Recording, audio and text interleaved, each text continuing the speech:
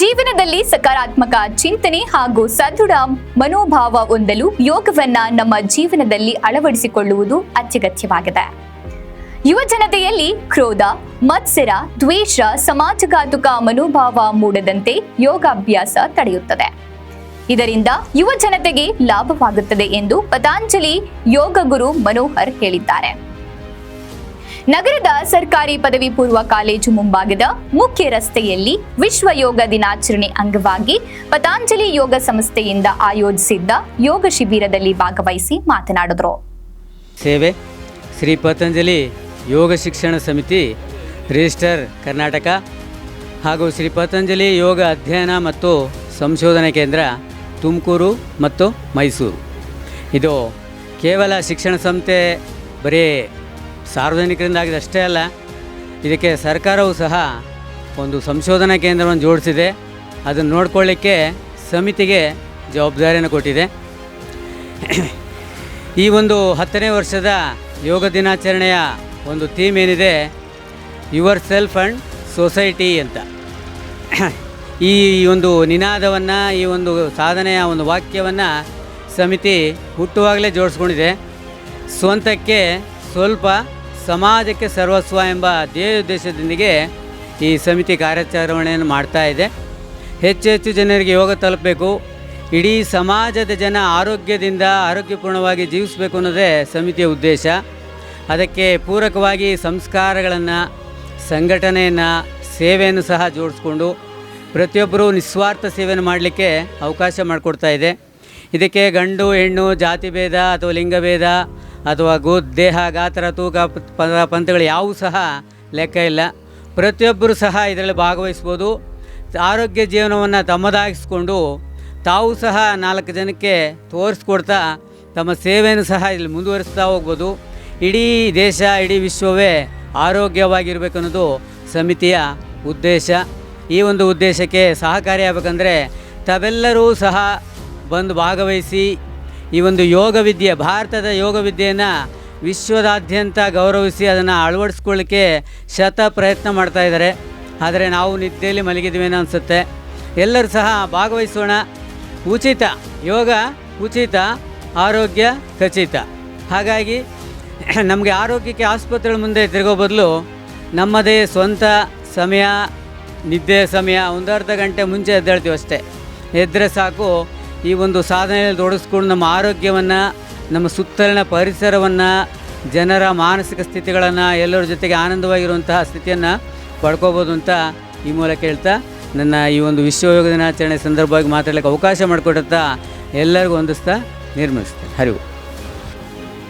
ಯೋಗಾಭ್ಯಾಸದ ಮೂಲಕ ದೈಹಿಕ ಹಾಗೂ ಮಾನಸಿಕ ಸದೃಢ ಆರೋಗ್ಯ ಕಾಪಾಡಿಕೊಳ್ಳಬಹುದು. ಆರೋಗ್ಯ ಚೆನ್ನಾಗಿದ್ದರೆ ಜೀವನದಲ್ಲಿ ಏನನ್ನಾದರೂ ಸಾಧಿಸಲು ಸಾಧ್ಯ. ಪತಂಜಲಿ ಸಂಸ್ಥೆಯಿಂದ ಉಚಿತ ಯೋಗಾಸನ ತರಬೇತಿ ನೀಡಲಾಗುವುದು. ಪ್ರತಿಯೊಬ್ಬರೂ ಸದುಪಯೋಗ ಪಡಿಸಿಕೊಳ್ಳುವಂತೆ ತಿಳಿಸಿದರು. ಇದೇ ಸಂದರ್ಭದಲ್ಲಿ ಡಿ ಶಿವನಾಗಪ್ಪ ಮಾಧ್ಯಮಗಳೊಂದಿಗೆ ಮಾತನಾಡಿ, ಜಗತ್ತಿಗೆ ಯೋಗ ಪರಿಚಯಿಸಿದ ಕೀರ್ತಿ ಭಾರತದ್ದು. ವಿಶ್ವಸಂಸ್ಥೆ 2014ರಲ್ಲಿ ಸರ್ವಾನುಮತದಿಂದ ಜೂನ್ 21 ಯೋಗ ದಿನಾಚರಣೆಯನ್ನಾಗಿ ಘೋಷಣೆ ಮಾಡಿದೆ. ಇಂದು ವಿಶ್ವದ 187 ದೇಶಗಳಲ್ಲಿ ಯೋಗ ದಿನಾಚರಣೆ ಆಚರಿಸಲಾಗುತ್ತಿದೆ. ಪ್ರಧಾನಮಂತ್ರಿ ನರೇಂದ್ರ ಮೋದಿ ಯೋಗವನ್ನು ವಿಶ್ವದಾದ್ಯಂತ ಪಸರಿಸಲು ಪ್ರಯತ್ನ ಮಾಡುತ್ತಿದ್ದಾರೆ ಎಂದರು. ಯೋಗ ಬಂಧುಗಳೇ, ಚಳ್ಳಕೆರೆಯಲ್ಲಿ ಪತಂಜಲಿ ಯೋಗ ಶಿಕ್ಷಣ ಸಂಸ್ಥೆ ಪ್ರಾರಂಭವಾಗಿ 20 ವರ್ಷಗಳಿಗೂ ಹೆಚ್ಚು ಕಾಲದಿಂದ ನಡೆಸ್ಕೊಂಡು ಬರ್ತಾ ಇದ್ದಾರೆ. ನಮ್ಮ ರೋಟರಿ ಸಂಸ್ಥೆಯಲ್ಲಿ ಈ ಸುಮಾರು 20 ವರ್ಷದಿಂದಲೂ ಅದಕ್ಕೆ ಸ್ಥಳಾವಕಾಶ ಮಾಡಿಕೊಟ್ಟಿದ್ದೀವಿ. ನಮ್ಮ ಚಳ್ಳಕೆರೆ ಜನತೆಗೆ ಒಂದು ಆರೋಗ್ಯಕರವಾದ ವಾತಾವರಣ ನಿರ್ಮಿಸಲು ಈ ಒಂದು ಯೋಗ ಶಿಬಿರಗಳು ನಡೀತಾ ಇದ್ದಾವೆ. ನಮ್ಮ ಸಂಸ್ಥೆಯಲ್ಲಿ ಇದು ನಿರಂತರವಾಗಿ ನಡೀತಾ ಇದ್ದು, ಬೆಳಿಗ್ಗೆ ಪುರುಷರು ಮತ್ತು ಸಂಜೆ ಮಹಿಳೆಯರಿಗೆ ಅವಕಾಶ ಮಾಡಿಕೊಡಲಾಗಿದೆ. ಅದನ್ನು ಇದುವರೆಗೂ ನಡೆಸ್ಕೊಂಡು ಬರ್ತಾ ಇದ್ದಾರೆ, ಮುಂದೂ ನಡೆಸ್ಕೊಂಡು ಹೋಗ್ತಾರೆ. ಅದಕ್ಕೆ ನಮ್ಮೆಲ್ಲ ಸಹಕಾರ ಇರ್ತದೆ. ಇದನ್ನು ಯೋಗ ಅನ್ನೋದನ್ನು ಮಾಡಬೇಕಾದ್ರೆ ನಿಸ್ವಾರ್ಥ ಸೇವೆ ಇರಬೇಕು. ಅವರು ಬಿಡಿಸ್ಕೊಡ್ತಕ್ಕಂಥದ್ದು ಈ ಒಂದು ಯೋಗ. ಹಾಗಾಗಿ ನಾವು ಇವತ್ತಿನ ದಿವಸ ಸುಮಾರು ಜನ ಆವತ್ತಿನ ದಿವಸ ಒಬ್ಬರು ಮೇಷ್ಟ್ರಿದ್ದರು, ಇವತ್ತು ಸುಮಾರು ಜನ ಆಗಿದ್ದಾರೆ. ಅದರಲ್ಲಿ ನಿರಂತರವಾಗಿ ಎಲ್ಲರಿಗೂ ಹೇಳ್ಕೊಡ್ತಾ ಯೋಗ ಅಭ್ಯಾಸ ಮಾಡಿಸ್ತಾ ಮಕ್ಕಳಿಗೂ ಹಿರಿಯರಿಗೂ ಎಲ್ಲರಿಗೂ ಇದನ್ನು ಮಾಡಿಸ್ತಾ ಅವರ ಆರೋಗ್ಯವನ್ನು ಕಾಪಾಡಿಕೊಂಡು ಬಂದಿರತಕ್ಕಂಥ ಹಿರಿಯರಿಗೆ ನಾವು ಇದು ಸನ್ಮಾನ ಅಂತ ನಾನು ಭಾವಿಸಲ್ಲ, ಇದು ಒಂದು ರೆಕಗ್ನಿಷನ್ ಅಂತದ್ದು. ಅವರ ನಿಸ್ವಾರ್ಥ ಸೇವೆಯನ್ನು ನಮ್ಮ ರೋಟ್ರಿ ಮುಖಾಂತರ ಇವತ್ತಿನ ದಿವಸ ವಿಶ್ವ ಯೋಗ ದಿನಾಚರಣೆ ಇರೋದ್ರಿಂದ ರೆಕಗ್ನಿಷನ್ ಮಾಡಲಿಕ್ಕೋಸ್ಕರ ನಾವು ಇವತ್ತಿಲ್ಲಿ ಆಗಮಿಸಿದ್ದೀವಿ.